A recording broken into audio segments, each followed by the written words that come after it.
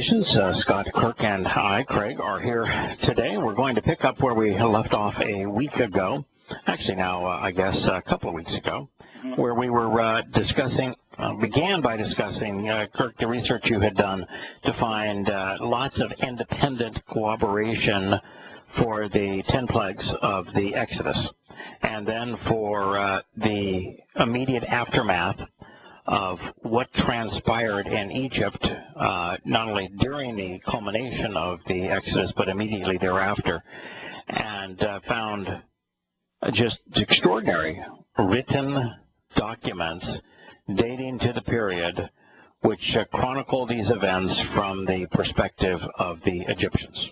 Yeah. And you know, the history of Egypt after they leave wouldn't mean anything to us as far as other than how does it play out with Israel, because there's some connections there that are amazing, and what happens there also affects Israel for a great number of years. So that would be the major reason. Right. Yeah, I think that the Exodus story and the verification, independent verification of the 10 plagues through Egyptian literature is just, you know, we're pretty accustomed to finding extraordinary affirmations of Yahweh's testimony.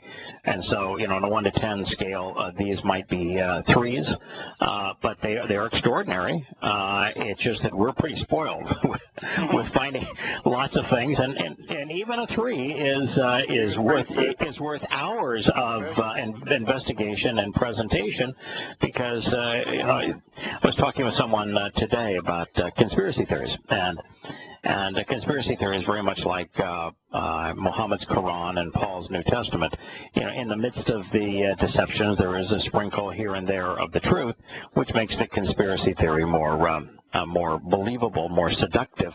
And you know, we were talking about how you know, people almost get a religious zeal for these things, very hard to pull away from them.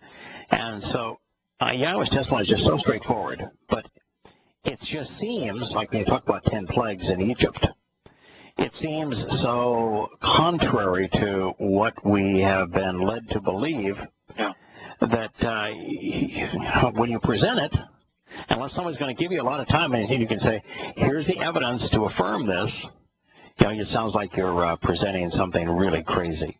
Yeah. And so it's nice to find affirmation after affirmation. And one of the things that was so gratifying to me is all the really detailed affirmations I found on regarding Noah, the ark, and the flood, and specifically where and how it all occurred. And you've done the same thing with the Exodus. Now, now after the Exodus, though, we actually come into a more relevant discussion, particularly for this program, which is Observations for Our Time, because you're immediately dealing with a group of people that were actually quite well known to history. They're quite well known in Yahweh's testimony. They intersect the lives of several, the big players. They intersect the lives of Moshe, Yahshua, King Shaul, Dode. I mean, there's an intersection there that is really compelling. But for the two things that just strike me is that a lot of people reject the Torah, prophets, and so on, particularly the Torah, because they say the God of the Old Testament is, you know, mean and wrathful, and he wanted a bunch of people killed, and there's really no justification for that in modern sensibilities. And when you get to know the Amalekites, you realize that the most merciful thing to do was to kill them. By far the most merciful. In fact, the only compassionate, rational thing that could be done with the Amalekites is to kill them. And Yahweh made the right decision on behalf of his family and his home, Yisrael, to rid his home of their viciousness. And the other part of it is that there is no distinction, really, of any kind. Not in what part of the world they emerge, and not in their religion or in their militarism or in their attitude or their perversity. Nor the places that they conquered and abused between the Amalekites and today's Muslims. Yeah, no one else in the world regretted that they were removed. No. The Egyptians certainly didn't. The Babylonians didn't. The Persians didn't. No. They were delighted these people went away. Yeah. Now, I want to be really careful here because not only am I a nonviolent individual, and I want to make certain that nobody goes off and harms, much less kills anyone based upon anything that we're saying. We were not called to do this, and anybody that does it is doing something that is a tremendous mistake. Don't do it. Right.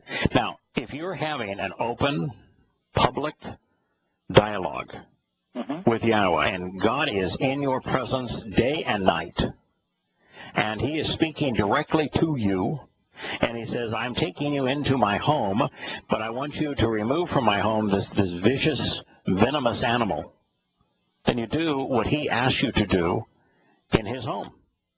It is His home, and He is God, after all. But there is absolutely no divine edict telling us to do it anyplace else or at any other time for any reason whatsoever.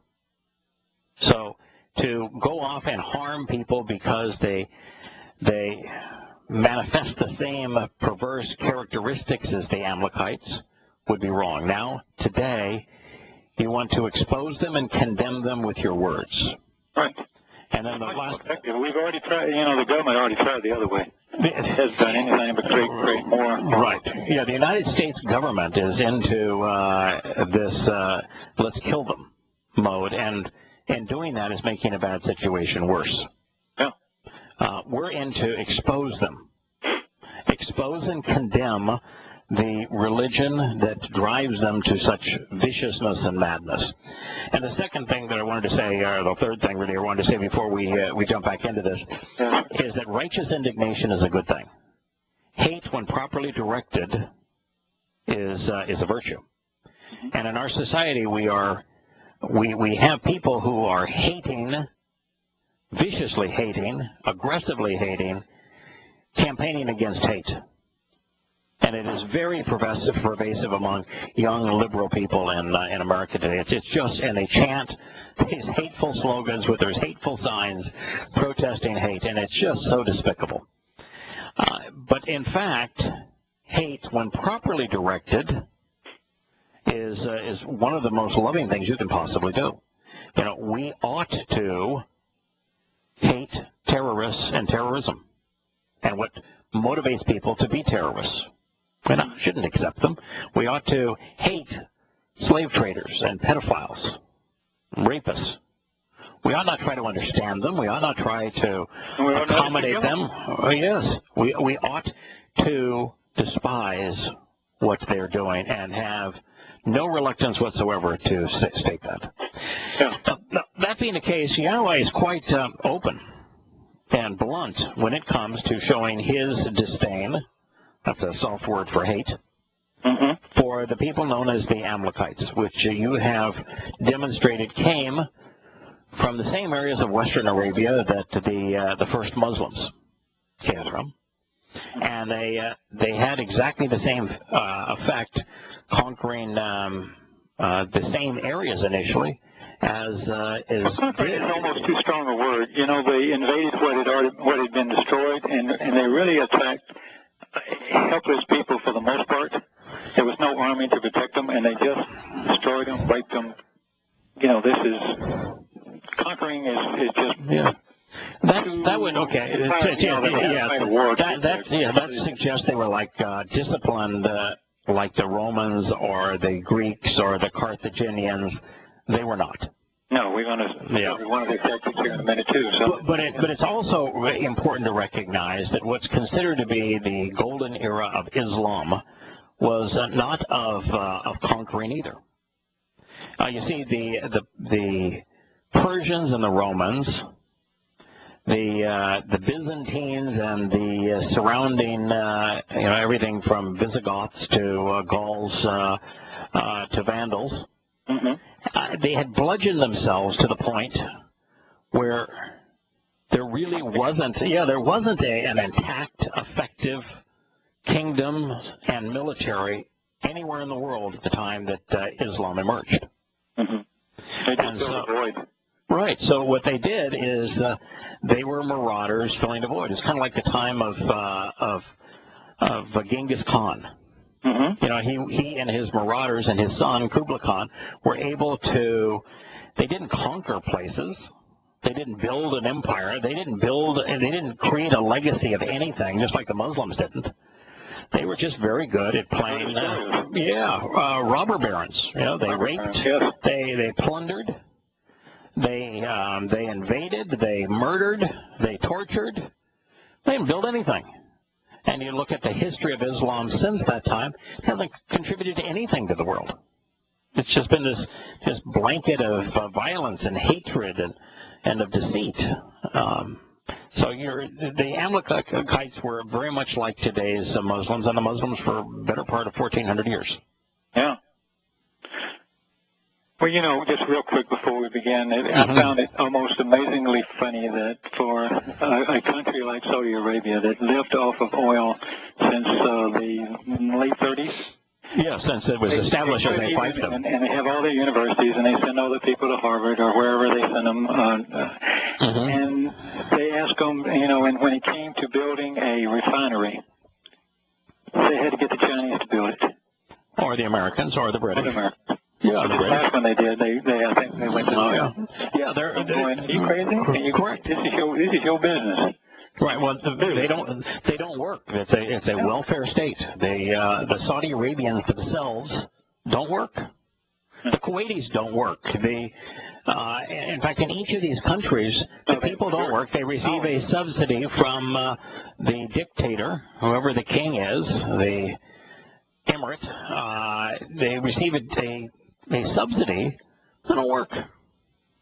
And they hire, it's not just that they hire foreign workers, they abuse them. I mean, this story of particularly women coming from places like Nepal that are brought into places, they're being told they're going to be brought into something like the Dubai or something like that. Well, they never get to Dubai. You know, their flights are always go into something like Kuwait, and then when they end at Kuwait, they go across the border into Saudi Arabia. And in those countries, not only is slavery still allowed, but you have the vicious mindset of the Muslim, and these women have their passports taken, even though these people are filthy rich, don't pay their now slaves anything. And in a country like Saudi Arabia, which is disgusting that America would even go there, you know, that Trump's saying that he's going to go to Saudi Arabia and going to meet with the Muslim world, while he also goes to the Vatican and Israel, because he wants to unite the three religions against terrorism. What a buffoon. But to even go to Saudi Arabia, when the Saud royal family has tens of thousands of slaves, which they torture every day, and if a woman escapes the home, she's rounded up, sent back to the home where she is tortured and sometimes killed. And that even the U.S. Embassy, see, if you were a slave and you somehow managed as a woman, which you can't go anywhere as a woman in Saudi Arabia by yourself. But let's say that you as a slave got out and you were able to somehow get a ride to the U.S. Embassy. The U.S. Embassy would turn you back over to the Sauds, and they would put you in prison. And then you would be subjected to go back to the place that enslaved you, no matter how many wounds you had on your body to show that you were abused. That's disgusting. And yet the United States, you know, Trump is going there to do business with them, to have talks with them about ending terrorism. It's just despicable. And there is something as bad as abusing slaves. And that's aiding and abetting those countries that do so. Yeah. And that's where we find the United States. Well, that's the parallel to what we're reading about right now with Egypt. So. It sure is. So you turn to Judges, which would be Shaphat in Hebrew. And by the way, the Judges were not Judges is really not a great translation of Shaphat. And you're going to turn to Shaphat 6, 3 through 6. 3 through 6. Yeah. The reason is that the term Shaphat means to decide, to distinguish between right and wrong, between true and false. And the Shaphat, their role was, if disputes arose among the people, or questions arose among the people, either disputes or questions, it was their job to use the Torah as the basis of resolving those questions or disputes. So they were good listeners who were extremely well versed on the Torah, who helped the people reason their way through questions to find answers and disputes. Right. It's a far more accurate depiction of who the Shaphat were and what they represented. And of course, in the Torah, the single most important word, which is a compound word that includes Shaphat, is Mishpat. Mishpat, yeah. And the Mishpat are the terms and conditions that comprise the covenant relationship. And God encourages us with the term Mishpat to exercise good judgment regarding them. Yes, sir. All right, so Shaphat 6, 3 through 6. Yes, sir. And it was so, and so it was, when Israel had sown, planted their seed, that the Midianites came up, and the Amalekites with them, and the children of the east, and they encamped against them, and it destroyed the increase of the earth, until they came into Gaza, and left no substance for Israel, neither sheep, nor ox, nor ass. For they came up with their cattle in their tents, and they came as grasshoppers for a multitude. For both they and the camels were without number, and they entered into the land, and they destroyed it. And Israel, or Yisrael, was greatly impoverished. Wow. Now, if you think about that from the perspective of Islam's creation with Muhammad, right. They were camel drivers, caravanners. Muhammad himself didn't work. No. He was out being religious, which means he was following the pagan religious rites of the Yemenites. It's interesting that the Yemenite Hanif poetry that comprises basically most of the first 20-ish surahs of the Quran when rendered chronologically was all really a derivative of the legacy of the Hebrews. They went there. They had a writing system. That's why Ar-Rahman was the name of God, because they wouldn't say Yahweh's name, and Ar-Rahman means merciful. And so it's a Hebrew name, and there's so many Hebrew characteristics to the Hanifs. But Muhammad then, because he didn't work, and he was, as were the Amalekites, covetous of other people's productivity. Yeah. Muhammad's first act of the Islamic era was a raid against a caravan from his hometown. And he went there with armed men and performed an act of armed robbery. Yeah, it was straight old armed robbery. The Quran even says in the 8th surah that it was armed robbery. Yeah, and then Muhammad, like you have to hide it. The Quran has it all. Well, yeah, it's all detailed in the Quran. 8th surah. It says, Muhammad wanted the booty. And so he went there as an act of armed robbery. And that's how Islam began. That's what the Amalekites were all about. That's what the first Muslims, during the first 100 years following Muhammad's death, and during the 12 years that Muhammad lived in Medina, in yesteryear's Yathrib, he led 75 of these raids. And we're wont to call them terrorist raids.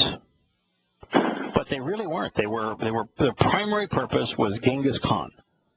Without the sophistication. It was just an ongoing swath of armed robberies. Yeah. Well, this is a very telling thing, and we'll find out why in a second. I thought this is actually a war tactic that they used, and if you think about it, we'll talk about that hopefully in a second. But my comment was they were called king shepherds, these people, with the cattle and the camels without number.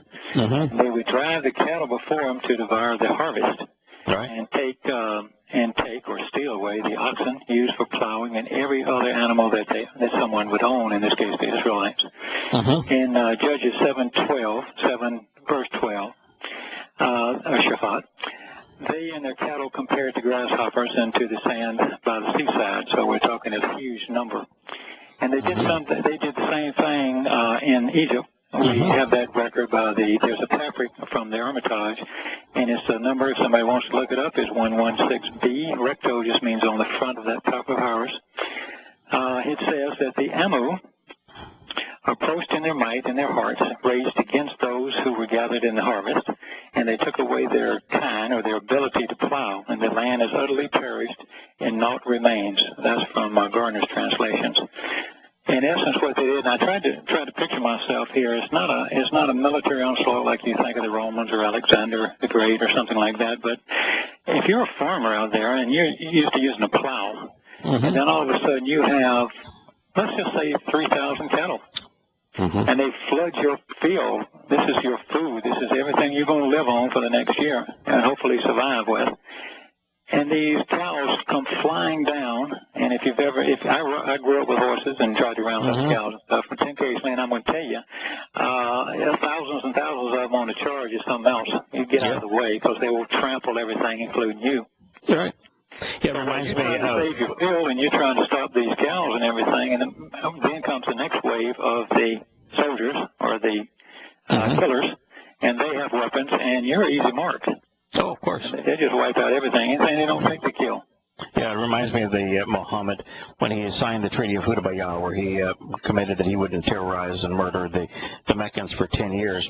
Now he went back and reneged on that the following year, but his bloodthirsty barbarians, covetous men that had ganged up with him, were going to Mecca to take a plunder. That's the only reason they were there. So, what happened is that Muhammad staged a siege of Kabar to satiate their cravings, and the township of Kabar came out with their plows and their hoes and their rakes to do agricultural work. Yeah. And they're slaughtered. Yeah, they're no match. Yeah, no match. If they come on horses and camels, you have a very difficult time trying to fight these people. They have the advantage on you. So in any case, that was really interesting. There's another indication, because what we were trying to build at the time was, through this section of the research, was that they were indeed these people, and they stayed around a long time. So we've encountered them in Egypt. We've encountered them records in Egypt, as well as several in Israel. Right. So now let me move down just a tiny bit here. The king Apophis II, which is August II, also in some literature, sent a message from Avarice, el-Arish, with a humiliating demand to the Egyptian prince Sekinra, or Sekinri. And the reason I added this into the information was because I was trying to see the structure of how the Amalekites were ruling Egypt. They were using it with puppet rulers. The Egyptians were princes from the various house or whatever, or upper class, were actually being their governors, much like Jeroboam was later in Israel in the northern kingdom. And we had some information here from Celia Papyrus number 1. And it says that the prince of the southern Scythian thieves remained silent, and he wept a long time, and he did not know how to return the answer to the messenger of the king Apophis. The prince was arrested by a messenger and brought to Avarice, and the rest of the scroll is damaged. And what they're talking about here is that the Amalekites had a stronghold, a big fort, and it was at Avarice, which is also known as el-Arish. And we keep that in the back of our mind, because that's going to come into play in just a few minutes when we start talking about Shaul a little bit later down the road. So what it established for me was that the princes of Egypt were governorships ruling the people under the commands of the Amalekites, and they ran everything out of Avarice.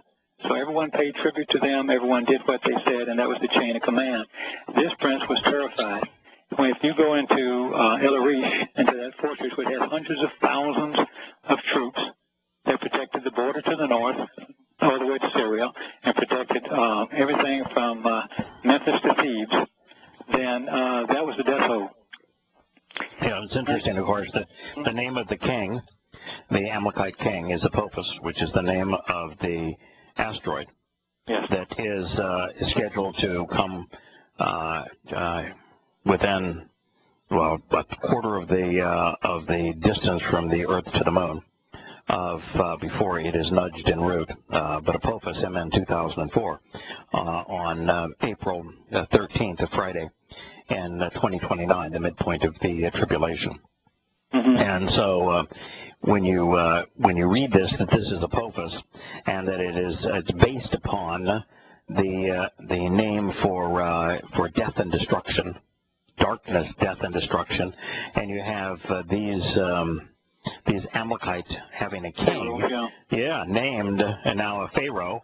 The first one and the last one, at least, were used. Right. Apophis. It's really extraordinary, particularly when you consider the fact that in 2029 we're going to be in the midst between the two Magog wars, which are both Islamic wars against Israel. You know, the first is just all the Muslim nations uniting after the fall of Damascus and Syria, then attacking Israel. And the second phase of it's where the whole world takes sides on one side of another on Islam. And the world is plunged into a nuclear darkness. And then we have the asteroid strike, but all under that name. Mm-hmm. So now we have come kind of towards the end of the reign of the Amalekites, which covered about 400 years. And so let's carry on a little bit. There is a tremendous amount of evidence that the major outpost of the Amu was at al-Rassooli. I have gone over everything, including David Rowe's book that I just got recently. And, of course, he agrees with this as well. And he has even more modern stuff that they found the city and so forth. And the old evidence that the archaeologists found up until about 1950 that they had a minimum of 250,000 troops there and probably another 500,000 people that supported and trained and fed and served these people. And it was considered quite a vicious place with the burial grounds and excavations with arms cut off and heads and animals, and it was just a mess. Yeah, the Quran, smite them on their necks, which means cut off their heads, and then cut off arms and legs on opposite sides. Quran 533, or 532. So we're reading about the same tactic. Yeah, they always doing the same way, just vicious people. Mm-hmm.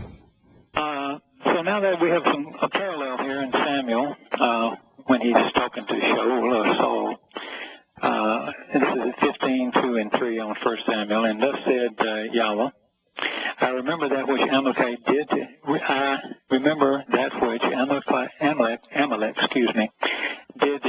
Israel, how we laid wait for him in the way when he came out from Egypt.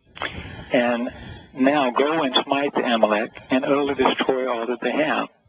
Saul gathered 200,000 footmen plus 10,000 men of Yehudah. 1 Samuel again 15:5, and Saul came to the city of Amalek, and he laid wait in the bed of a stream called Nakal. This would be the Wadi of el-Arish. I did a little research on that, and by George, there is a creek, and it dries up every summer. And so we've got to find a town that has enough troops, enough fear, that Saul would have to take over 200,000 troops to challenge him.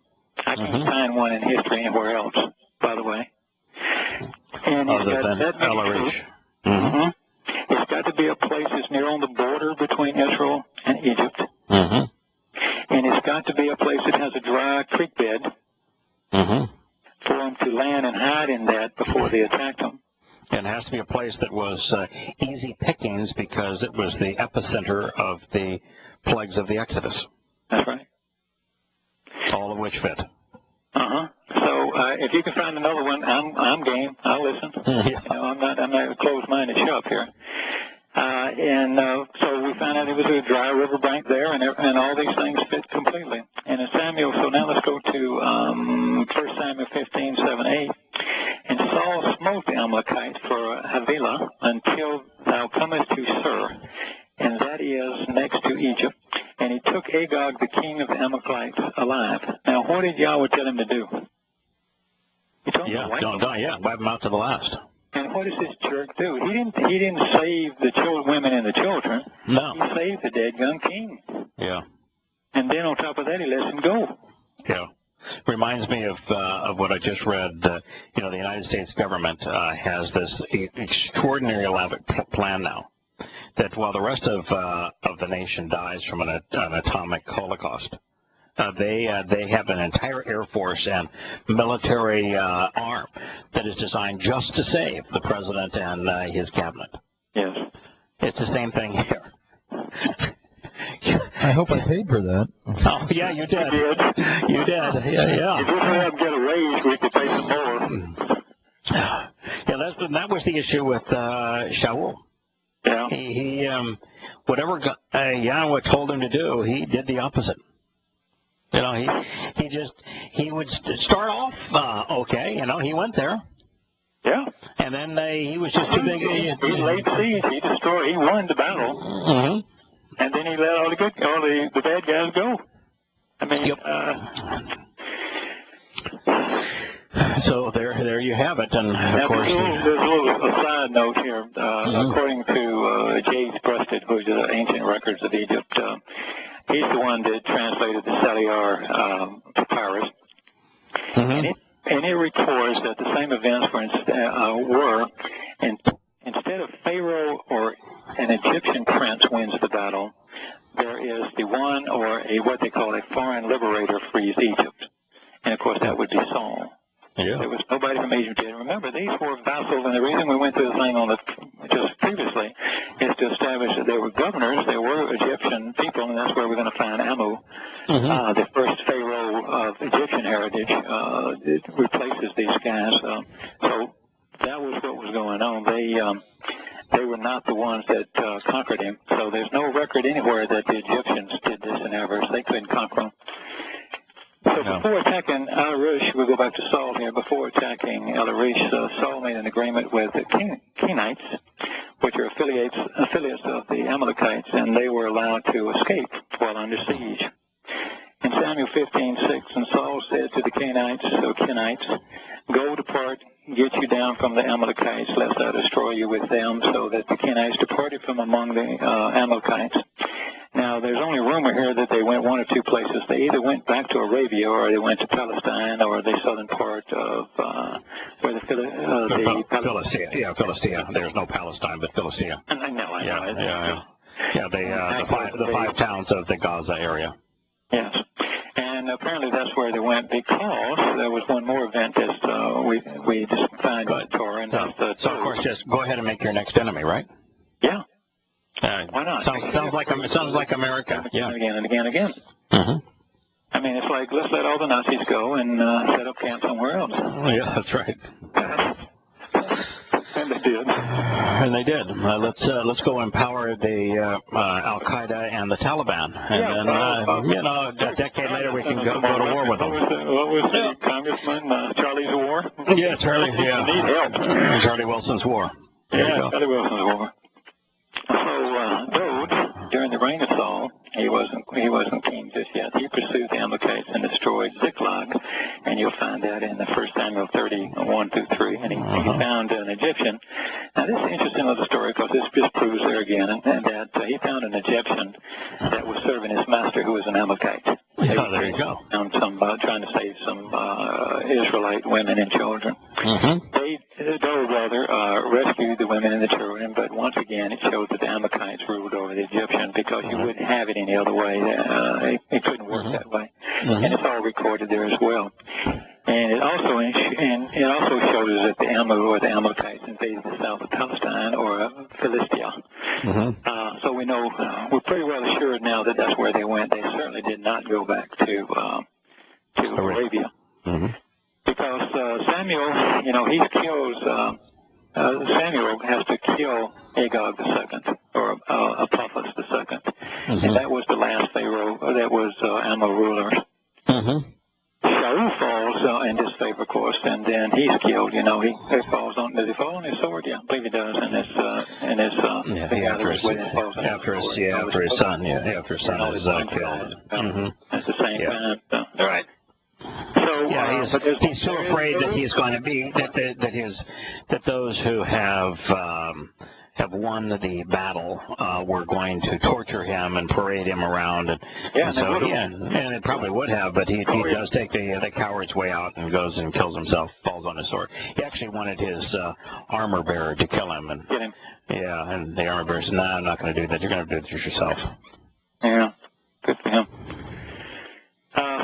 Obviously, he fell in disfavor. He was killed, and Dode, the next stage is we have Dode and we have Joab, and then we have a guy named Amos who becomes King Amos the First, who's besieging Sherwin, or Sherin, forgive my pronunciations, and they pursued that town for about 3 years before they actually destroyed it, and that was kind of the last vestige, I believe, that I can find of the Amalekites of any consequence.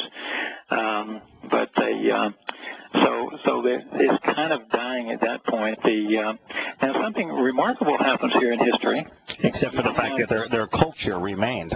Mm-hmm. And Yemen, and in Western Arabia, Qusay Qusay was the person given credit for founding the pagan religion that was practiced in Mecca, and every aspect, including the 5 pillars of Islam, that Qusay practiced in Mecca, were identical to what's practiced today in Islam, and they were very similar to the mindset of the Amalekites. So their culture continued. They were vicious and at each other's throats, and they created a religion that's the most vicious religion in the history of humankind. Yeah. We were at the point where now we have 2 cultures that grew exponentially. Mm-hmm. We've got, now that they're free from the Amalekites, you have Egypt starts to take off. They start under Amos the First. Right. And then at the same time we have Dode taking over Israel, becoming the shepherd king. Yeah, it's very much like what happened when the Israelis were given the opportunity following the Holocaust to go back to Israel, and you now had this little tiny sliver of land, salted land, that had been devastated, and nobody wanted it because it was just awful, nothing going on under the Ottoman control, right? And so they return under all sorts of restrictions, and the entire Islamic world trying to murder them and constantly warring with them, and yet this little tiny sliver of land becomes a freed of Islam, if you will. Still Islam exists there, but no longer controlled by Islam, and it flourishes, and all the rest of the Islamic world doesn't around it. All they've got around it is black ooze. Yeah. Isn't that amazing? Mm-hmm. Yes, so we witnessed the same thing here recently. So we're going to find that Israel takes over. We're going to find that Egypt takes off under Dode, and then of course under Solomon, where they hit their peak. And unfortunately, though, we're also going to find out that Jeroboam who before his I'm just giving you a quick outline before we go to the timeline. Mm-hmm.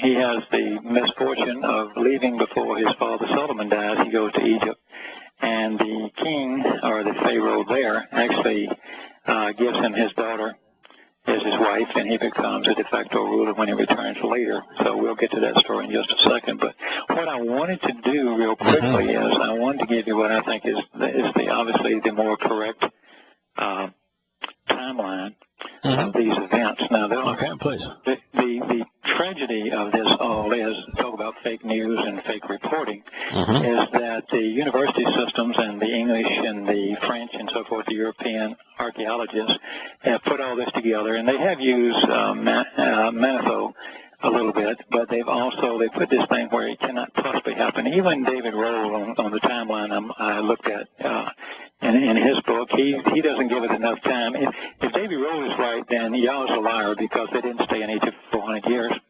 And David Roll is right there. The Amalekites only lasted a few short period of time, and then there's some Indo-European people run into place, and that's absurd. So there's no real evidence of that. I don't care. Indo-Europeans running Egypt, you're right. Yeah. Oh, come on. So, it's in his timeline. It's on page 175, somewhere in that area there. So I looked at at that and said, yeah. The man does have some interesting research. But, just like most of this information that I started with came out of a atheist Jewish guy who was a doctor from Russia who moved to Europe and wound up in America. Yeah, and he at least knew that the Torah said this, and he was trying to reconcile the Torah from a practical standpoint as an atheist. How did this happen? Yeah, of course, but and with him, there are some interesting finds, like he found these scrolls, which you've now, and you can find independent translation. Line out there. Why didn't anybody put it together? But just like David Rohl, his much of what he wrote was untrue. So you really have to have a filter. You do, and that's the only thing I did with this stuff is I've tried to be based on 10 years of studying since I started with your books and then started to learn how to listen. I can't translate word squat, but I can look up every word in the Torah and figure out every lexicon and everything. Yeah. You look at the words, you get the meaning. Yeah, look at the words, you get the meaning. Yeah, so I can understand what's going on. It's hard to pull the wool over my eyes all the time. So, but what we have on the timeline, now first of all, you have to look at I'm just going to hit the high notes on here. We have a situation where we have history in 1549 BCE, we have Amos the First. Now, that's the problem. Just keep that in mind. Amos the First in 1549. Then we have down on the normal Egyptian timeline from any Egyptian history that you study in an American university, they're going to give you this, I would suspect. They certainly did for me. Hatshepsut and Thutmose II, his daughter was Hatshepsut, or Su, you don't always pronounce the T, which he would be, according to them, in 1479. And she had a brother, husband-brother, Thutmose III, who followed her we had her death in 1458, and then you go down to the Amenhoteps and so forth. Now, if that's true, we got some real problems. Now, I'm going to go over to our friend Bradley Greer. He started all this, so okay. So I'm going to use his timeline a minute. My high school buddy. Yeah, your high school buddy. Yep. So he started this, and we added some things to his timeline. We've got, and we're all agreed that we've got, and David Rohl actually agrees on this part. We've got about 1800 BCE. We've got the great grandson of Abraham, of course, it's Joseph, and he goes into Egypt as a slave. Then we have the next big high point for me is about 1450, give or take a few years. And by the way, the 1800 in Joseph, one of the things about Joseph in Egypt is that David Rohl does a really good job of presenting the evidence for him being there and the solutions that he came up with agrarian change that made it possible for them to survive the 7 years of famine, and proof that there was 7 years of famine, even proof of where Joseph's home was, and his influence in building storehouses throughout Egypt. So that's not a myth. The story of Joseph is very well documented in Egyptian history. Yeah. And you know, he has this timeline of some of these events pretty good from the time of about 1450, the Exodus, give or take, wherever you want to put it, within a few years. You've got 1400, of course, you have Yahushua, known as Joshua, and he would have to be there because we've got 40 years of running around in the desert before he returns with the second generation and they actually take the promised land. So if those are true, and then we've got a pretty good fix on what occurs between 1053 through 933 BCE, because that's what we know to be true about King Shaul and Samuel, and Dode or David, Joab. Right. And they are talking, and the interesting thing is Dode and Joab are working with Amos, who became Amos the First, to finish off the Amalekites. Now I'm gonna tell you a little something about the Queen of Sheba, because this is just cool. Now, here's the evidence. Now I'm gonna tell you who the Queen of Sheba is. Okay. And if it ain't so, then give it your best shot, because this satisfies everything on my count. Here's a little step by step. You've got Solomon has a port at the Gulf of Aqaba, right? And he made a shrine there, and he built a port there. That's where they entered, or where they crossed over during the when they wiped out the Pharaoh. On Uriba Beach. You've got Solomon gives or trades with some queen somewhere in his lifetime. This big famous queen comes and brings him shiploads of goods and spices. And he recorded all this. This is both in if what's not in the Torah is in all the Hebrew records, secular records. And then we have pictures and reliefs of her ships and loaded with botanical things and just about everything that she would have brought. And then you have all the legends of he has an affair with and so forth. But, I mean, when you think about it, I'm not sure who Solomon didn't have an affair with. Correct. But be that as it may. Now, they like the girls. Both of them like girls. Yeah. Ship Su. Here's her record. She has a navy. Now, she doesn't need a navy to go to the Mediterranean because nobody trades on their own ships in the Navy, including Solomon. The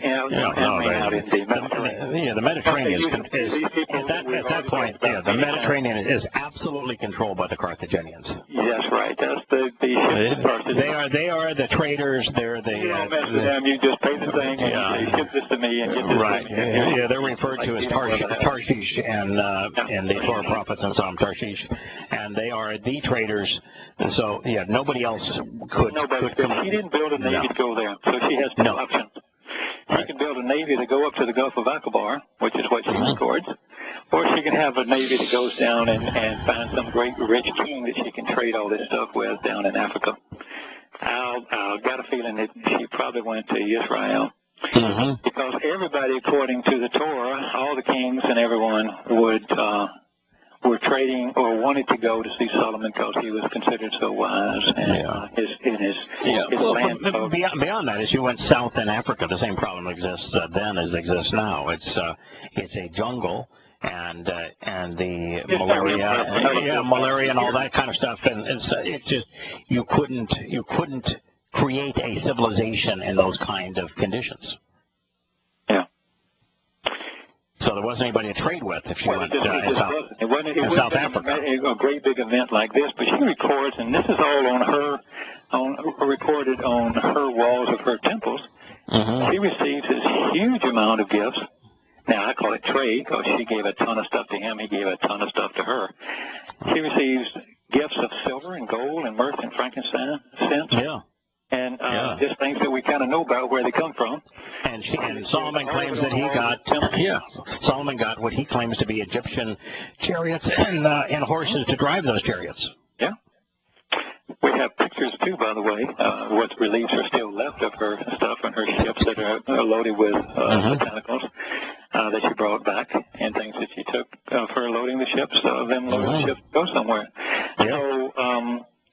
And she went to this place, this town that she calls Kodesh. Kodesh, set apart. Yeah, set apart. So let's say, I'll do this. So Hatshepsut is Sheba. Yeah, if she ain't clean. She owned, by the way, she goes to the land of Sheba, which is a little piece of land down in Arabia. So if she ain't, as they say down south, if she ain't Sheba, then grits ain't groceries. Now, you understand what all of that does to, you have Amos cannot be in 1549. He has to be a contemporary of Dode.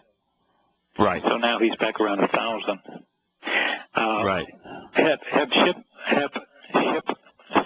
or Su, instead of being in 1479, she is a contemporary, obviously, of Solomon. So now we're in the 900s BCE. Yeah. Solomon, the 900s. So, Dode was 968 was kind of the end of Dode's time. He laid the cornerstone for the temple and died shortly thereafter. Yeah. So now she has a brother who is her husband, and he's a minor player. And then after she dies in 1458, then her brother husband Thutmose III rules, and he has this. He is the one that is recorded that Jeroboam went and married. He left Solomon he left before Solomon died, and he goes and lives in Egypt. And in doing so, the king gives him his wife's daughter, marries him off to join the union. And when Solomon dies, he goes back. Of course, that's the time when, the Egyptians come up and they raid everything and they steal everything out of the temple. And then we have a split kingdom, and Jeroboam is in charge as a vassal or a governor, like Pontius Pilate. He's running the northern kingdom. Right. So if that ain't so, I don't know how you can reconcile this, but I'm willing to bet that Yahweh's timeline is right, and I can't find anything that would make me think it wasn't right. Yeah, certainly the whole picture fits together. Yeah, now that's a lot of stuff, and I appreciate y'all bearing with me on all this stuff, but it brings up some questions, and I don't know. So who do you think was the Pharaoh of the Exodus under that basis? Well, he said, David Rose said that it was Dumos. Yes. Dudamos, and I haven't researched it enough to say, he's almost not too important in the sense, but he's obviously not on this timeline, and he would have to be, there's no doubt in the middle of the 1400s the Exodus took place. It cannot be later, and here's why it can't be later. If it's later, you've got a real problem with Yosha when he goes and sees the walls of Jericho. Yeah. Because they have carbon dating, and I had some research on that somewhere. They have some carbon dating on that where it had to fall, the last walls, the big walls, fell about the 1400s. Okay. That's about 40 years afterwards, or 45 years afterwards. Well, that's perfect timing. If he doesn't show up on that time, though, Craig, right. There is nothing for him to find. That was it. That went into rubble from there and never was built again.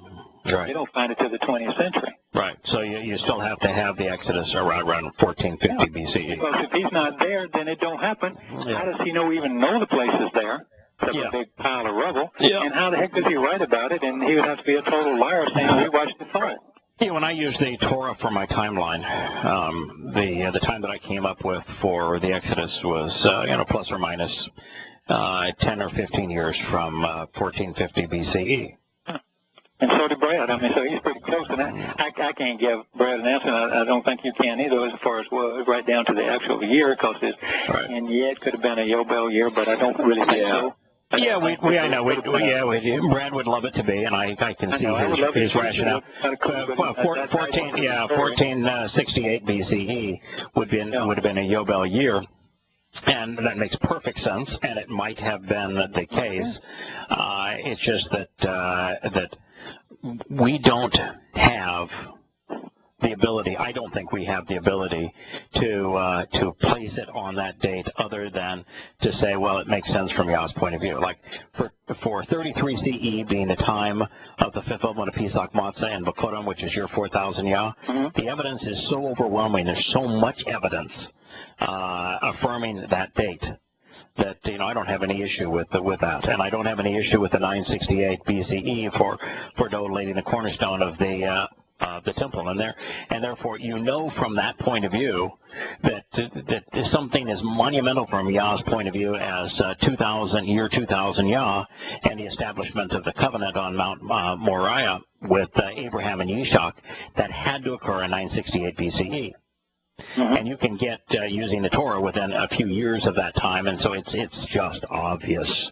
And then, of course, 2,000 years later, 40 Yobel, you've got 33 CE and the return, therefore, on Yom Kippurim, and 2033 CE, which is year 6,000 Yah. Those are easy. The timing of the Exodus freeing Yah's people from political and military and religious oppression. The year there, I just don't know enough. I tried to get it to narrow it down more than got to be really close to 1450, and that was the best I could do. And one of the challenges you have is then you can't just go to the Egyptian chronology and say, well, this would have been who. Not much Englishman anyway. And they all just parrot different motives. They parrot one another, and they started off believing what they were reading ultimately in the hieroglyphics, as if ancient kings who pretended to be God didn't exaggerate. Didn't exaggerate. So, they didn't have a good filter. That's one of the things you have to have. If you're going to study history or anything that's in today's news, you have to have a good filter. If you don't have a good filter, it's tough to do. David Roll's A Test of Time is a wonderful book with lots of great information. It's one of, maybe 500 or 1,000 that I have in my library that I have read. But I wouldn't recommend it to most people because you really have to have an effective filter. What if he's selling? Right. See, just because he's a scholar doesn't make him a genius. No. And the scholarly community, he's hated. Yeah, he's hated in the scholarly community. He has no credibility in that community. So to call him a scholar is also a question mark. But he's active right now in trying to create a movie on the Exodus, and he's pretty full of himself. I know I read his writing. His book. There's two things that lead off from this whole discussion, and that we didn't really cover, and maybe one of them we can cover tonight. It takes a few minutes. But the first thing was, if we have a couple of minutes left, then was the motive to write it. The Egyptians have no motive, and Puah had no motive to write this stuff down, and because basically what he said in all his reports was that his gods failed, Moshe's gods succeeded. We had to buy these people off to get them out of town. Oh, our king got wiped out by their god. This ain't good stuff. This won't fly in Mitzrayim. Right.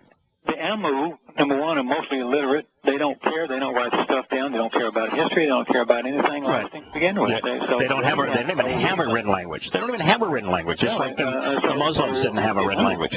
Right. So their motive to write the things that we covered about the Hyksos doing this, and this, from the historian standpoint of all their stories, it makes why did they report so many things? They didn't exonerate. They didn't say, "Oh, look at the Israelites how good they were," but they corroborated the evidence of what we had read. Yes. The Israelites, why the heck do they want to do it? They kind of look up for cowardly and stupid. Right. I mean, they do. You go out to the thing, God's done everything in the world for you. He's trying to be your father. He's going to go here, do that, and have drowned everybody, and now go take the land, and they're so cowardly they won't even go in. Right. I mean, so why record it? Yeah, that's one of the amazing things about the Torah, prophets, and Psalms is that the story of the Israelites is pathetic. It is.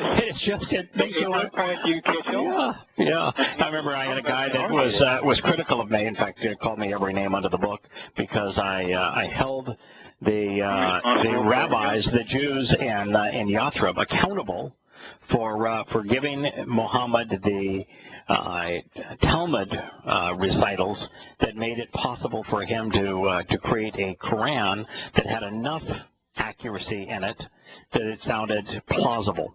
And had they not done that, then there would be no Islam today. So without them selling Talmud recitals to Muhammad, there would be no Islam today. And so I held them accountable for doing that. That's not the sole reason that Islam exists, but had they not done so, Islam would not be a religion today. The Quran wouldn't exist. And you just had a conniption fit about, well, then you're anti-Semitic. No, that would make Yahowah anti-Semitic because he's constantly holding Israelites accountable for the stupid things that they did that caused all of their heartache, and that is the story. The Israelites are a good bad example. They did almost everything wrong. Yeah. And most of the time of the Israelites, with very few exceptions, the ratios that we see today are the ratios that existed then. It's 1 in a million. Yeah. Yahweh was content if 1 in a million knew him and chose to engage in a relationship with him. The vast majority did not. Yeah. Well, I can find no motive from them. I can find no motive from the Arabs historians. I can't find it from the Israelites. I can't find it from the Hyksos records. I can't find it from the Egyptian records, and I certainly can't find it in the Torah.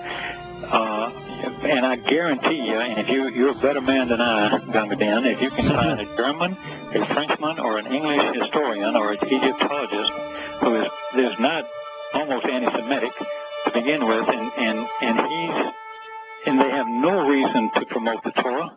The prophets and the Psalms are all, from a Christian standpoint to begin with, anti-Israel. So why would they give us all this information? Obviously, they couldn't put it together. Mm-hmm. Or if they would say, let's change it. And there's lying all over there, and they just didn't know what to do with it because they have a different viewpoint and a different filter to begin with. So this stuff is not something that somebody twisted somehow to put it together. They just recorded the facts, and when you look at all the evidence there, you go, wow. Yeah, it's all there. It's all affirmed. Yeah.